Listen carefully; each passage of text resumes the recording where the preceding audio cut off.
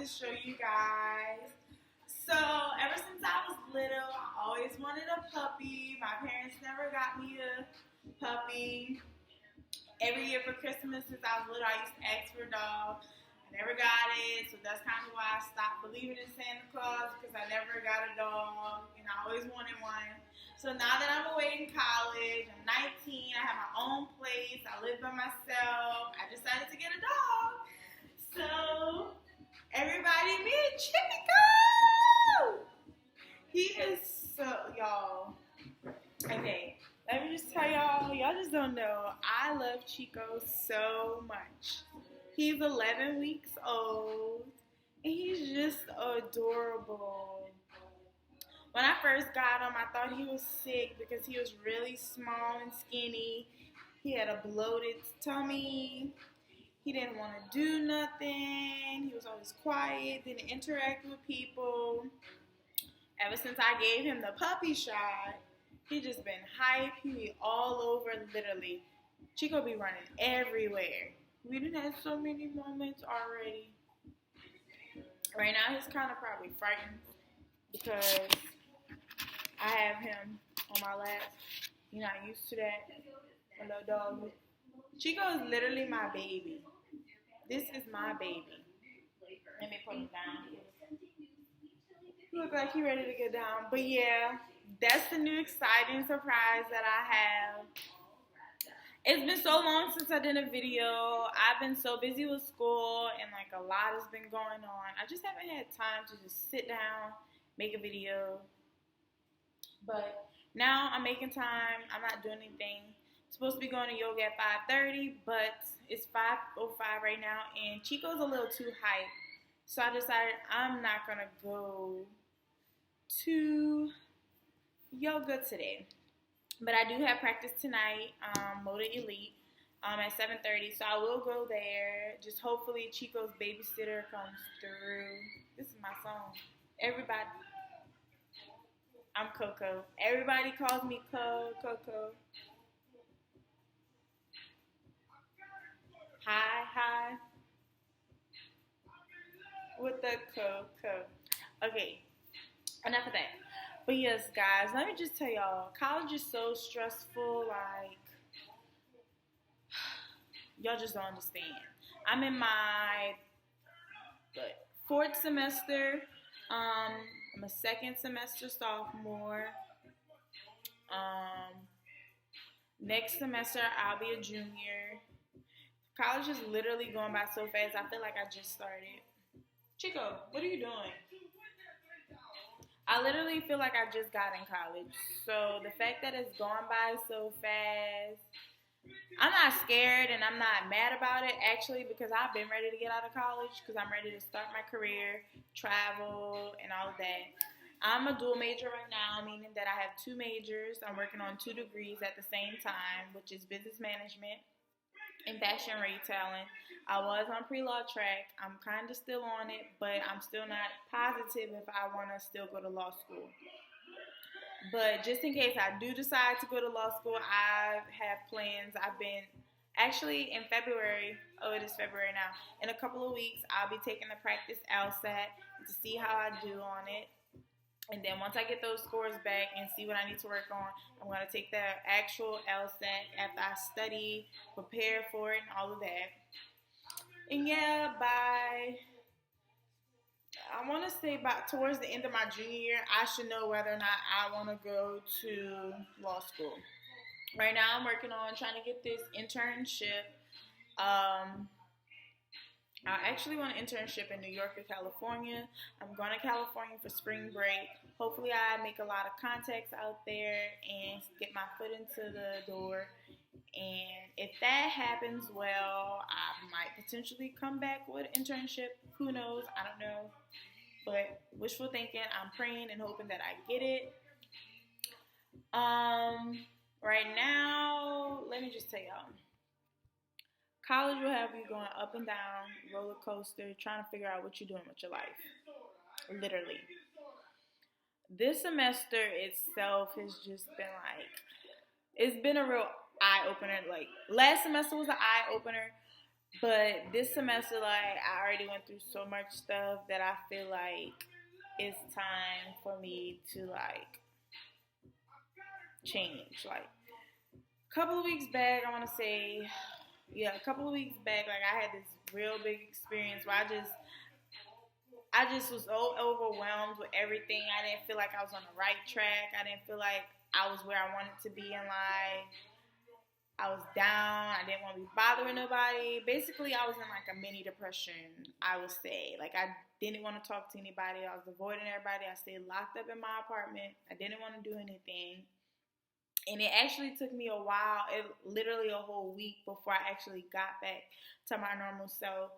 I went to church on Sunday, and that's kind of probably what made me get into this depression, because in church, like, the message was so good that it hit me to a point where I was like, what am I doing with my life? Like, I'm not living the way I should be living. I'm not doing what I should be doing. I feel like basically I was just living day by day, going day by day, not doing anything. Well, I was doing things, but it wasn't to the extent of where I wanted things to go. So basically I realized that I needed to get my stuff together. So ever since then, I've changed. So I have a whole new attitude about everything. I'm about to get my notebook and share with y'all exactly what made me open my eyes and realize that I wasn't on the right track. So here we go. Okay, so basically the message in church came from Joel. Well, actually, let me start with Ephesians, and he basically was talking about how. Let me pull up the verse. Okay, it was Ephesians chapter 4, 26 to 28. And it was like, be angry without sinning. Don't let the sun set on your anger. Don't provide any opportunity for the devil. Thieves should no longer steal. Instead, they should go to work using their hands to do good, so that they will have something to share with whoever is in need. Don't let any foul words come out of your mouth. Only say what is hopeful when it is needed for building up the community, so that it benefits those who hear what you say. So basically, this message was like,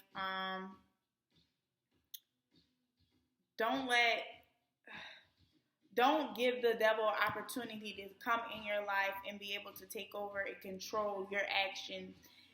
Basically saying that if you're angry and you have this door open, the devil is going to tempt you. He is going to come at you, because you're the perfect person. You're the perfect person to attract, because you're so vulnerable and angry about a certain situation, that you're the easiest target that he can target and pursue you to do things that will make you and stray you into ways that you shouldn't be going.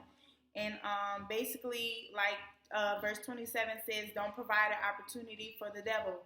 Do not give him an opportunity to be able to come in and sin against God, go against your beliefs, lead you into destruction, basically. And another part of this thing is like, don't let any foul words come out of your mouth. God basically is telling us we should be able to watch what comes out of our mouth. We should be speaking from our heart, because what comes from our heart actually affects those around us. The words that comes out of our mouth should be able to help others in the community, build them up, lift them up to do more and feel worthy.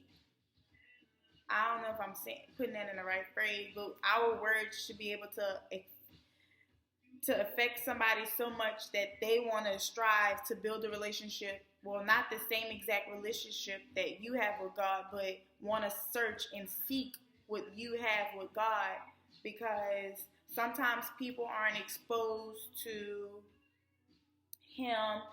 They may doubt Him because of certain situations they've been in. They don't feel like God has actually been there for them. But actually, God is always present. Whenever you need Him, He's literally right there for you. So basically, this is telling us that we should be able to watch what comes out of our mouth, because what we say affects others around us. Whether we know it or not, it does. And our words like it says, our words should be able to build up the community and benefit them. Right. So the next thing that was really touching was Joel chapter 2, verse 9. It was basically saying that they rush upon a city, they run upon the wall, they climb into the houses, they enter through the windows like thieves. Basically, what causes these windows and doors to be, we cannot leave our doors open to our enemies, because when we leave it open, it's allowing them to come into our lives, come and destroy us, come and affect us. So what I wrote was, what causes these windows and doors to be able, which allows all our enemies to rush in. And so my reflection was, what is allowing me to keep these doors open, to allow these people into my life? Like, I should be able to, only person that I really should be open to really is God, basically.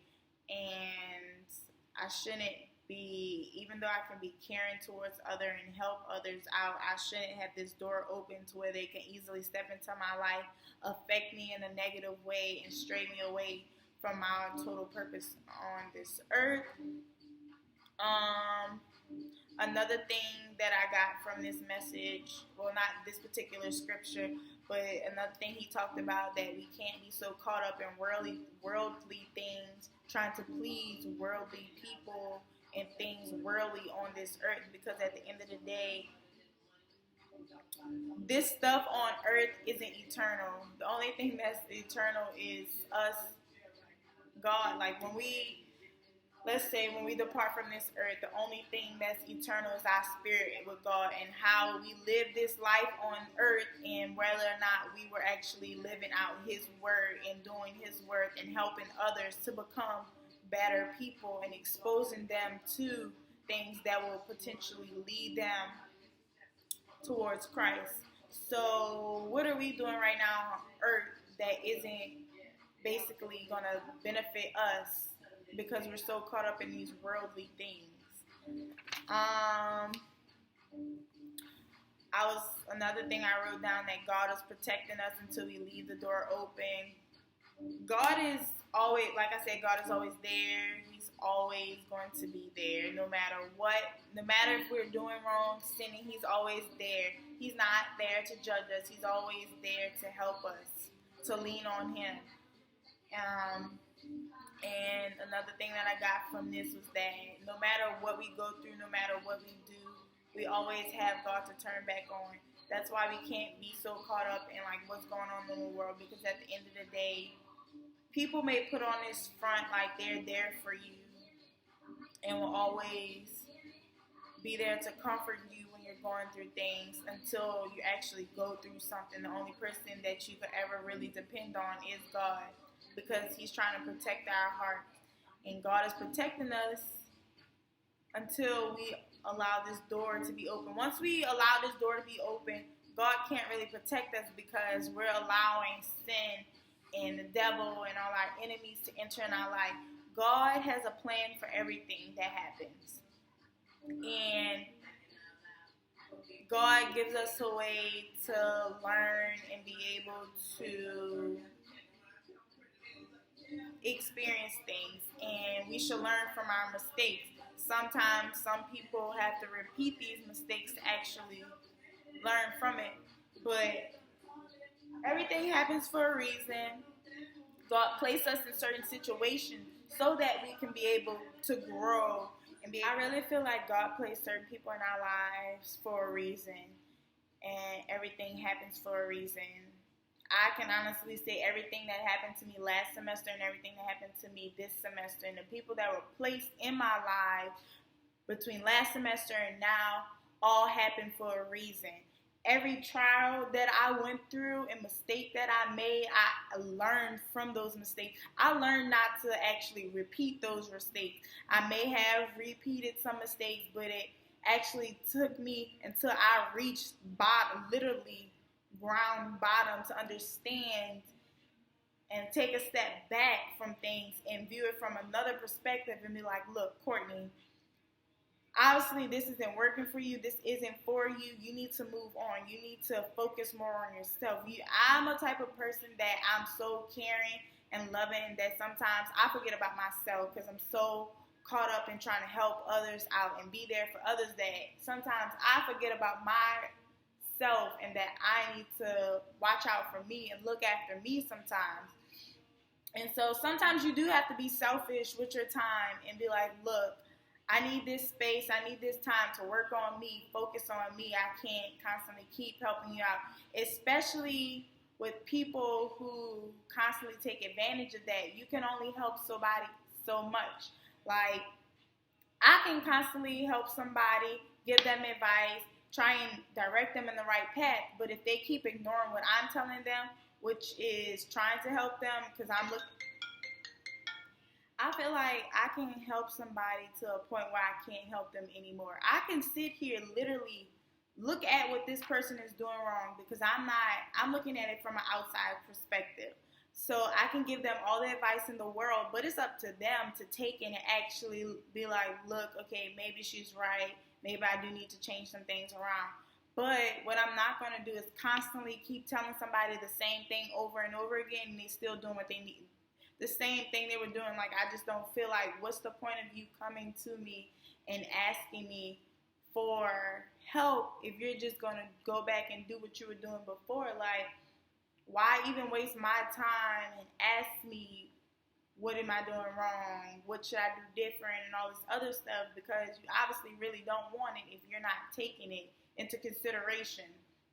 But, you know, some people have to go through stuff a lot of times to actually realize, look, what I'm doing right now isn't working. I need to do something else. There's also people who constantly put themselves in situations constantly over and over again and never learn from that. But I'm the type of person, after what I've gone through, that I can't keep making the same mistakes over and over again. I have to get up and change. I can't keep surrounding myself around people who aren't doing what they need to be doing in life. I can't keep surrounding myself around people who aren't trying to reach another level and better relationship with God.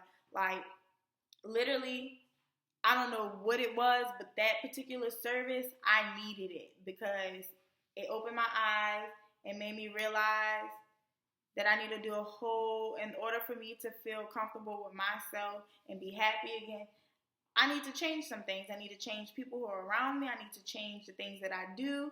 I need to put my focus more into what I want to do and get out of life. So, what I did this semester, ever since then, I took a week for myself. That's the first thing you can do. Take a week for yourself. Literally ignore everybody, block them, go MIA for a while. Once you do that, you have time to yourself, read, get more in touch with God, pray more, just cleanse your heart, clear your mind, everything. And you'll be ready for the spiritual journey you're ready to get on. Because let me just tell y'all, ever since then, it's very few people that I hang out with now. I don't go out like I used to. I don't like to drink anymore. I'm more focused on my homework and my academics, trying to get my grades back up. Literally, everything is about me. Like, I'm starting my own project where it involves what I want to do potentially once I graduate with my degree. So I started focusing more on that. I'm going to be traveling more to like get where I need to go in life. And on top of that, I've also am building my relationship back up with God to where it should be. Because I really feel like ever since I came to school, that I kind of, my faith is, well, not my faith, but my relationship with God was lacking in a lot of areas because I kind of put him to the side, which I suggest you never should do that, especially when you go to college. Literally, college is the most trying time ever. So if you come to college, I suggest that you keep your relationship with God. You should always count on him, always pray, always talk to him, always leave your heart open. Don't never leave a door open to where the devil can come creep in.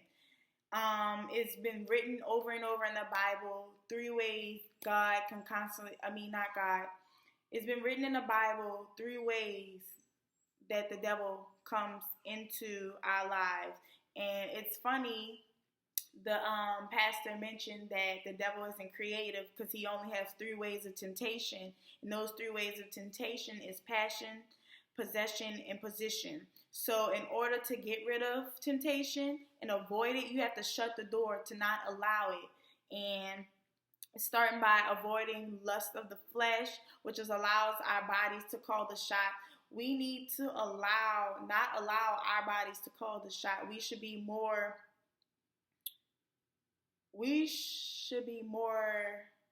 how do I put this? I don't want to sound like I'm preaching or whatever, but basically he was like, to avoid passion is not allow our body to call the shots. You can't always trust your feelings. The only thing that you should ever do is trust God. When you feel like you're in a situation you don't know what to do, just call on God. Ask him what to do. Because I tell you, he will show you a sign. I'm telling you from experience, I've had so many signs thrown at me that had me like, look, Courtney, you don't need to do that. Don't need to do that. I'm telling you, it works. Like, ever since then, and I just took a step from everything, I've had so much peace within me that it's crazy. Literally, a lot of people tell me, even like, I don't know what happened to you, but like, you have changed so much. Like, you don't get mad easily anymore. You're so much calmer. You don't let things get to you. Because literally, I've been through so much that I learned how to, not every situation deserves a reaction. And I literally live by that in my life, because I feel like, what's the point of constantly reacting to certain situations? What's the point of constantly popping off, going off on people? That's not going to solve anything at all. All that's going to do is leave you hot, heavy, angry, unable to control yourself, unable to calm down. That's not a good feeling. I never liked that feeling. I would be the first to admit, last year towards like spring semester, last year, I had a hot temper. It took everything in me to be able to control that. Now I've come to a point when something happens, I don't get mad. I don't feel my body shaking. I don't feel like my body getting warm, because I have grown so much that I'm able to ignore those things, because that's worldly stuff. I have no control over it, so why get mad about it? If something was meant to happen, if something was meant to be, God would make that happen. I have so much faith in him, even more than I did before, that I don't worry about what's going on around me, what's going on with this person, what's going on with that person. The only person that I'm focused on is me. Like, I'm only focused on myself, because at the end of the day, nobody else gonna worry about whether Courtney's good, whether if I'm happy, or whether if I'm doing well and I'm be able to enjoy myself and not angry about stuff. Only I will be concerned about that, and only God can be concerned about that. So with that, to avoid possession, he said it's lust of the eyes.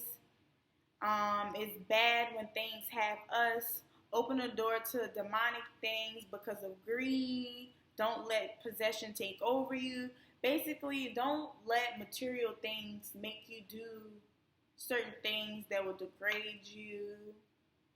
Like, that's basically what possession is. Like, don't put yourself in a situation where you have to do this so that you can have these pair of Louis Vuittons. Don't do this so you can have all the latest clothes. Don't do this. Don't sacrifice your soul just to be praised by other individuals, just to show off these worldly possessions that you have. Like, that's just leaving the door open for bad situations to come. Next thing is pride of life, which is our position. Pride can lead us in the wrong way. You shouldn't be focused on status. Status isn't really important. In my eyes, as long as you're good with God, as long as he accepts you, you shouldn't be worried about nobody else. Let me see. I think they had a certain scripture that went with that. Genesis 6, I believe. The woman saw that the tree was beautiful with delicious food, and that the tree would provide wisdom. So she took some of his food and ate it, and also gave some to her husband who was with her and ate it. Basically, this goes back to the story of Adam and Eve. When Eve was so caught up in disobeying God, she listened to the devil, basically him luring her in to be like, how can he tell you this is this and all of this? So basically, she let her pride get the best of her and was like, I'm going to prove him wrong, ate from the tree and convinced Adam to do it. So instead of trying to focus so much on what others feel like, and we can't put ourselves in a position that we're greater than God, because we're not. Jesus must become greater and greater, and I must be less and less. We need to learn how to realize this is God's level and this is my level. I need to stay at my level and not try and overstep God, basically. And the best way is also to develop a lifestyle of prayer and fast. So do y'all want to know the best ways to shut the door to temptation? Well, God has given you ways within different scriptures such as Proverbs, Genesis, and Revelation. In church, he talked about one of the first things to do is integrity. And basically it's being true to yourself, meaning that don't allow others to tell you who you are. Be comfortable in your skin. Don't be so caught up in what others think about you. As long as you're true to yourself and doing what you love, and it's leading you to the life that God wants you to live, then so be it. And by being true to yourself, he suggested that you get in a group, build relationships with people to become whole, people that will lead you to Christ and not away from him, being able to be open instead of hiding things and feeling like you're going to be judged. Be surrounded by people that will let you to open up and be free. Say yes to God, no to the devil. Second thing was generosity. Be able to touch as many people as you can, as possibly you can. Giving back to people actually makes you feel good. Like, I went to an all-girl Catholic school in high school, and being in a Catholic school, one of the big things we focused on was service. We always had service week. And being able to experience that and doing for others, it is a good feeling, because not everyone is as privileged as you are and is able to have the type of things that you have and go to the schools that you have and be able to be in a nice warm house at night with food to eat and water to drink. So be able to give back to others, spread your wealth,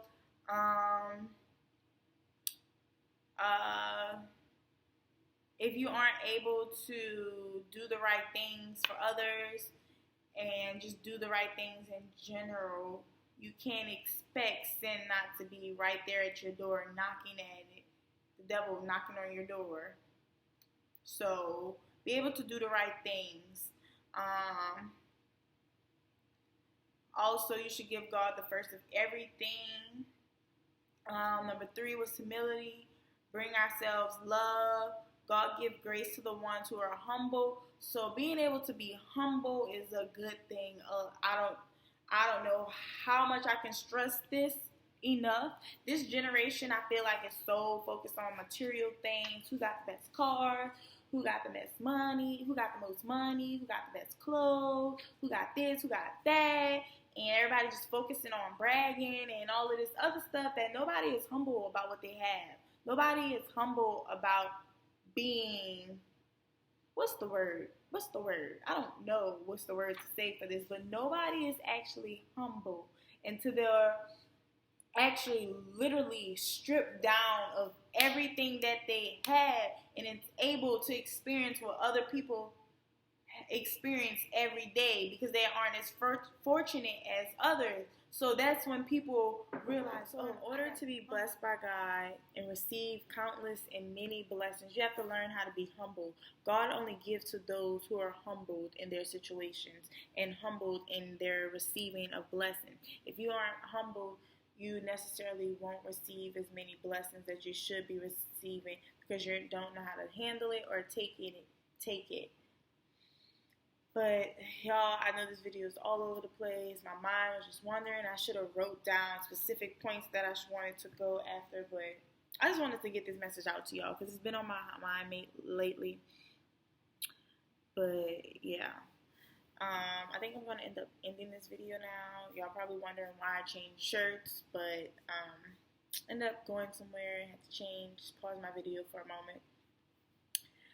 But yes, I can say over the past couple of weeks that my life has took a total shift and change. It made me realize a lot of things that I should have realized before, but I feel like everything happens for a reason. God put me in a position to experience certain things so that I can grow, succeed, and be able to feel the way I feel, be able to help people the way I feel that I can help them now, and be able to talk to people and relate to certain situations now.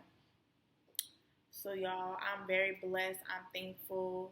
God has really humbled my heart and relieved so much stress and heavy burdens over these last few weeks. And I thank him every day for that, because without him, I don't know where I would be. Like, I'll be lost, stressed out.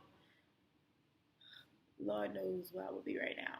But y'all, let me just say, let go and let God take over any situation. I promise you, you can always count on him at the end of the day, because he's always there when you need him. Always. God is literally my best friend. I wish I could just put in words how I feel, how refreshed I feel. Like, I can't even be around negative people anymore because it's so toxic that it literally be trying to take the happiness, energy out of you, and I cannot be around that. Like, I've been in this mood where I only could be around positive people who are doing something with their life, who is moving forward, who's searching for Christ, leading towards him. Those are the only type of people that I want to be around, because I'm in a place right now where my faith and my relationship with him is so important that I don't want anybody coming in that's going to potentially ruin that or be a distraction or hurt me in the process that I'm in right now. So yes, guys, I really feel like that I just threw a whole bunch of stuff to you. Probably just like, where was she going with all of this? But at the end of the day, hope y'all got the gist of it. But yeah, thank you guys for watching so much. I miss you guys. I'm going to set a specific date where I start recording now so that I can put out more videos for you guys. So thank you for watching. Hope you guys enjoyed it, even though it's all over the place. And let me know your feedback on everything. Bye.